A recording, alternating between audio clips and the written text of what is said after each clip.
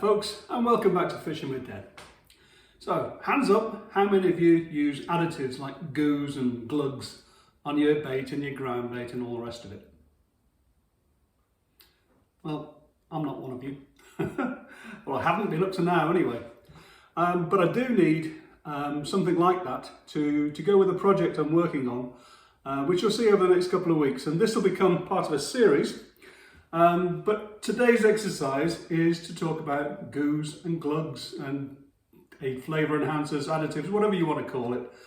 I think they're also called smart liquids. So anyway, I thought no problem. I can't buy that locally because I live in Australia these days, as you probably know. But what I can do is order it online. So I looked into the tackle shops, and two of the popular ones seem to be either Corda Goo or Mainline Smart Liquid. Now, look, I'm no expert on these things. As I say, I haven't really used them because I never really believed I needed them until now for this new project. But I looked at the prices of these things and I was absolutely horrified. The Corda Goo is, some of it anyway, is £14.99. I think they do a slightly cheaper range in some of it, but I didn't bother to go too deep. I saw £14.99 and let's call it £15 for round figures, and I nearly fell through the floor because by the time I get that posted over here, it's probably going to be more like 30 quid because of the postage. And you only get 115 millilitres. Now, obviously, you don't know exactly what 115 millilitres is when I tell you. So I've raided the wife's cosmetics box. This is a similar sort of a bottle to what the Corda Goo comes in. This is 125 millimetres. If you look at my hand, that's all it is. That's actually more than you get in the Corda Goo. So I thought, okay, we'll look at another one. And I looked at this Mainline Smart Liquid. And admittedly, that is £12.50.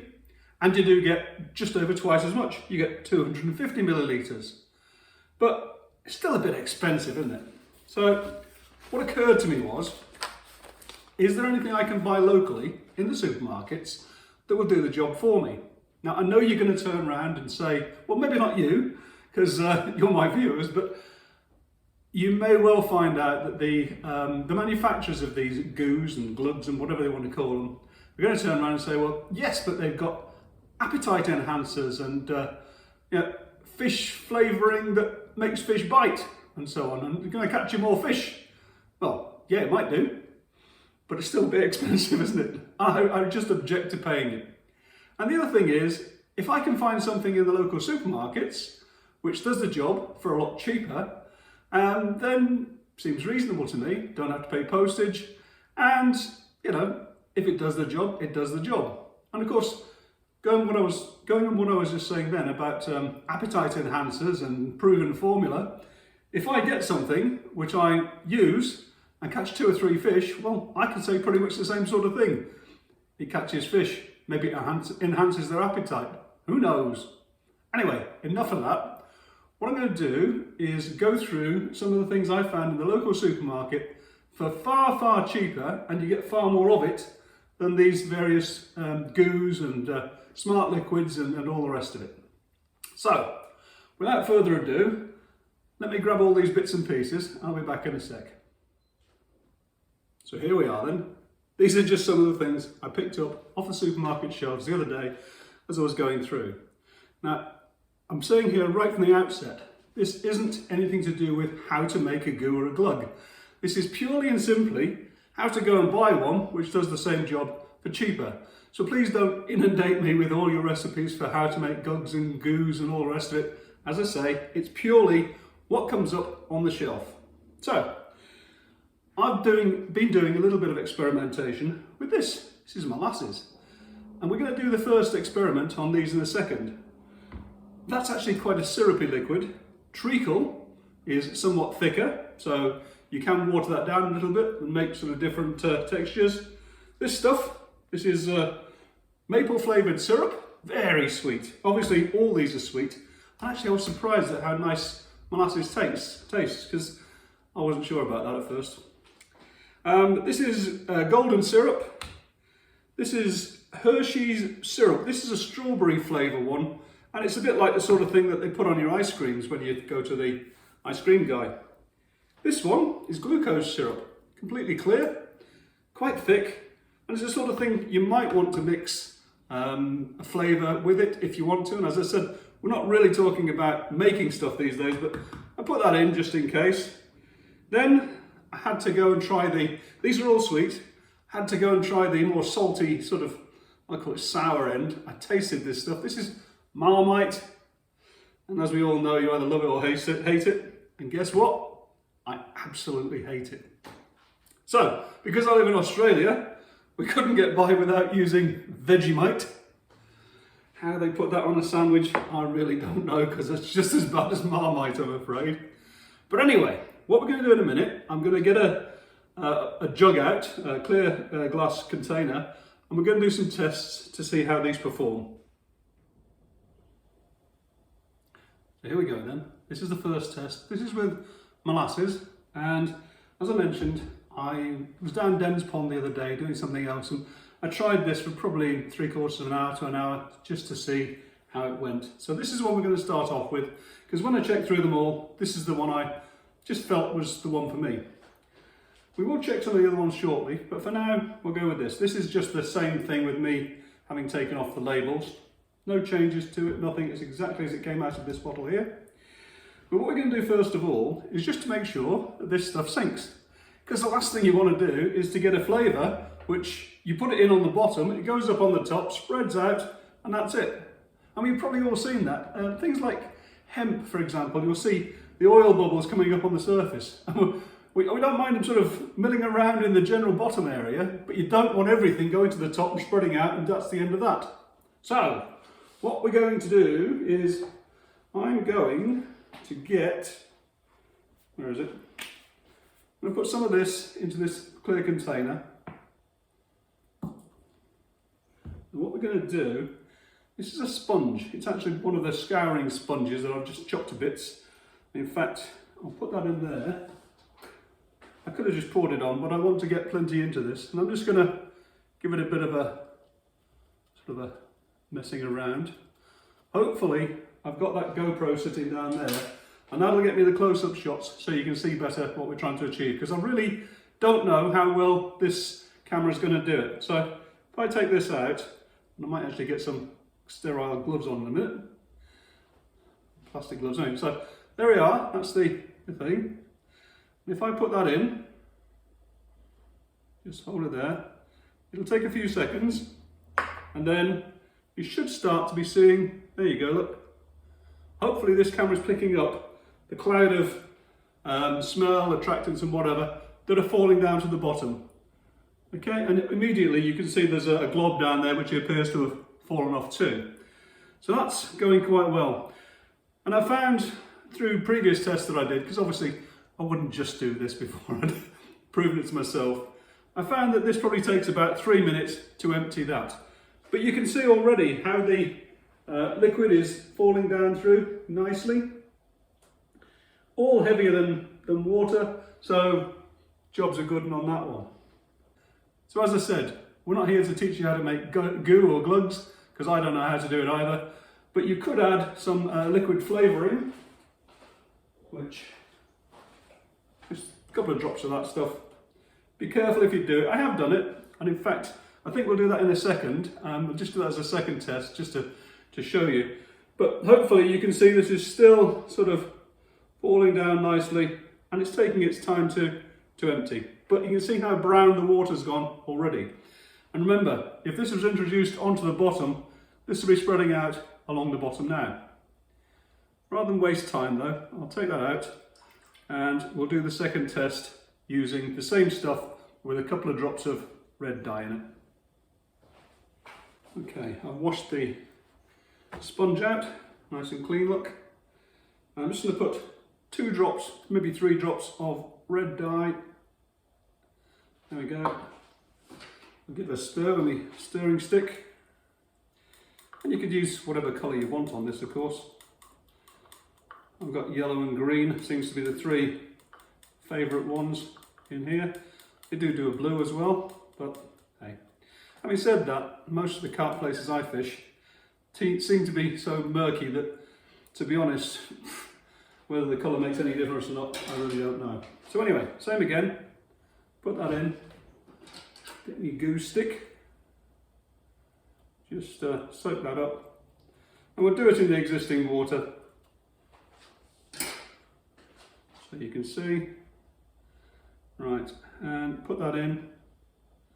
Again, there's a few seconds while it goes in. So if you are fishing in sort of 3 feet, 4 feet of water, this would probably just about have started to do it by then.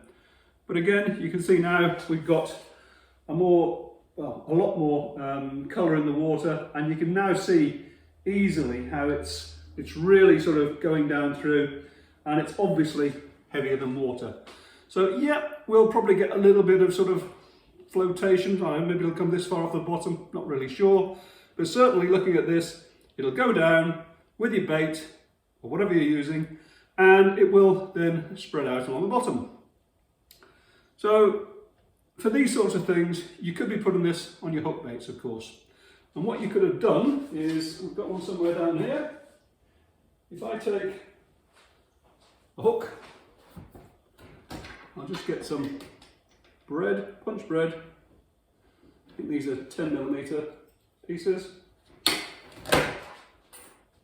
And let's assume we were going to put this onto the hook. So if I can see what I'm doing. Oops, if you put it in the right end then. Right, just put a couple of bits of bread on. That's normal. I've squeezed them down a little bit so they don't float. But what we'll do is I'll actually get some more of the normal molasses here without the colouring in, so that we're just going with what came from the supermarket. Back in a sec. So I've got some clean water. We'll give this a squirt again into here. Obviously it might be worth getting yourself one of those bottles like the goo people have with the sort of pointy tops. Sort of thing that you get 3-in-1 oil with. Make sure you clean out the oil. But yeah, you know, just something with a nozzle. I haven't got one at the moment, but I'll probably go down to the reject shop and get myself one of those. Costs, you know, tuppence halfpenny. So we've got some straightforward goo, molasses in this case, in the container. I've put 2 pieces of bread onto a hair, and what I am going to do is just trying to keep your hands clean. When I did this the other day, they were covered in all sorts. Right, so we've now got that goo on. Just let it come off a bit there. And this time I'll put it in. Now, assuming it's going to the bottom, there it goes, it's down to the bottom. And again, that, as it stands, is a nicely flavoured bait.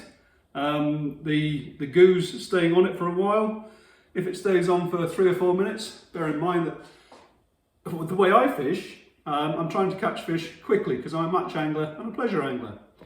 Obviously, if you're a specimen angler and you wanted to put this on boilies or whatever, then you might have actually used it as a glug and left it in there for say 3 weeks before you started to use your boilies as your bait, just to sort of soak up the flavour. But I'm not here to teach you how to do all of that. As I said, purely about what you can get from the supermarket off the shelf for cheap that works. And again, if you look at this now, on the bottom, we've got a blob of stuff, which is obviously going to dissolve over a period of time, especially with the currents. This has obviously got zero drift, undertow, anything like that. No fish milling around. So it is actually giving off a little bit of flavour, and it's starting to sort of spread out. But the bait's also still got nice bit of flavour on it. So I'm happy with that. And for the normal sort of pleasure anglers, match anglers, that's bread. But you... Why did you stop? GoPro, start recording. Sometimes it doesn't understand English, that machine. Anyway, can't remember where I got to, but you get the idea. You can use this on wafters, pellets, just to glug it up and give it a bit of extra flavour.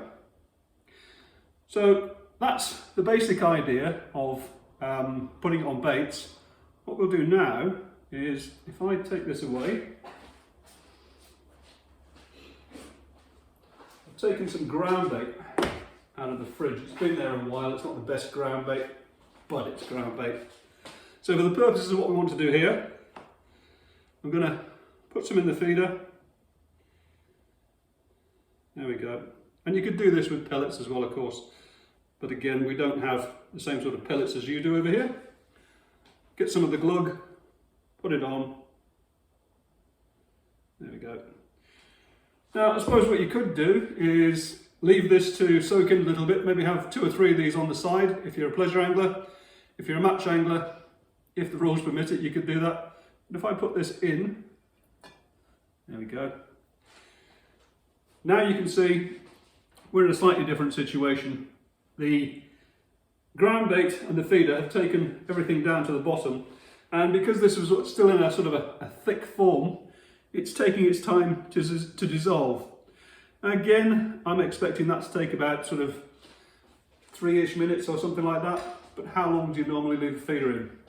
You will see some bits rising up with the brown sort of stains. Now that's not the molasses coming up. That's the particles from the ground bait that are soaked in molasses coming up, but they generally sink back down again. And that's just something that happens with ground bait, so I can't do anything about that. But again, you should be able to see now quite a nice sort of area forming where it's got a sort of a brownish tinge to it. So we're getting flavour in the water. And one of the things I want this for is to get a flavour in the water in the winter instead of feeding. But more about that in the next episode and the one after that. So, we've got the general idea. You can put this onto hook baits, you can put it onto feeders, and it doesn't have to cost the earth. Now I've just put some of it into this container here so I can glug it in if I want to when I'm fishing. But this container, I put a little bit of water in, and you can see it's a lot more watery than that one. So you can change the consistency to suit whatever you want. And it may well be that you decided that you wanted something that soaked in a bit more quickly to that. So experimentation, guys. Okay then folks, so now we've seen the general principles of how all this works, and I've shown you how it sinks down to the bottom instead of rising, which was the main point. Obviously we've only used molasses so far, and I could go through all of these, but to be honest that would take forever, and I can vouch for the fact that they all sink. Now just a couple of quick points on it. Obviously these first few here are all sugary sort of sweet tastes, and these are relatively disgusting but salty sort of bitter tastes. Anyway, come back to that in a second. So, textures are what we need to talk about. This as it comes out of the bottle works for me. It's quite thick, not too syrupy, but if you want to thin it down, tiny little bit of water, you can. If you wanted to add a little bit of the colouring, which is a sort of a watery substance, that does water that down a little bit, still looks fine. But if you did want a thicker one, maybe consider treacle, because that's a lot more sort of gloopy consistency. Similar sorts of taste. This one, this is actually quite tasty. There's maple flavoured syrup, and it's also a lot more watery, shall we say. May or may not work too well, don't really know, haven't tried it yet. But as I say, I like the idea of the consistency of these being more syrupy than this sort of looser sort of texture. Golden syrup, just splodge a bit in for you. Again, you've got that same sort of consistency as these first two here. That's going to break up on the bottom, and then it's really just about flavours, isn't it? This one, this is Hershey's syrup. I don't know if you can get this back in the UK, it just happens to be in the local supermarket. Very much the sort of thing they put on ice creams, quite watery, but as you can see, it's coloured. And it also comes in caramel and some other colours as well, so just as a thought, that's a possibility. Then we get to this stuff. Now this is definitely not syrupy. Marmite. So, take it out, and what you'd have to do there is to probably I get my little stick thing here, take it off the spoon. Disgusting mixture, but if you wanted something salty and whatever that taste is, then you could add just a little bit of water, just a tiny little amount, a couple of drops, and then just start doing that. And it does break down, but I'm not sure I'd use it. I think the sticky ones, the sweet ones will probably do. But again, you can see it's starting to break down already, to go into that sort of consistency that the other stuff was. I'll just stick that in there for now. It does break down. As I say, I just hate this stuff. And the same goes for Vegemite. That's probably even gloopier. How anybody can eat this, I have no idea. Sorry Vegemite, sorry Aussies, but that is not for me, I'm afraid. But hey, look, giving you a general idea. I'm sure there's all sorts of other products in the supermarket you can go for, but let's just talk about prices. Do you remember I spoke about the cost of the Corda goo being sort of £15? Well, that was for 115 millilitres. This is almost 4 times as much, and it's £1.95 for this particular one. Treacle, £3 for 850 grams. Maple syrup, 375, £1.95. Golden syrup, £2.50. And Hershey's syrup, £3.30. So really, again, you can't go far wrong with any of these sorts of products if you want a cheap glug come goo that hopefully will do the job. So as I say, we are going to go out in the near future and we're going to be testing out the way this all works, but that's for the next video and the video after that. So really, we're done for today, guys. Hope you enjoyed it. If you did, as always, click the like button. If you want to subscribe, that's great. And if you want to contribute, that's also great. But anyway, till the next time then, bye for now.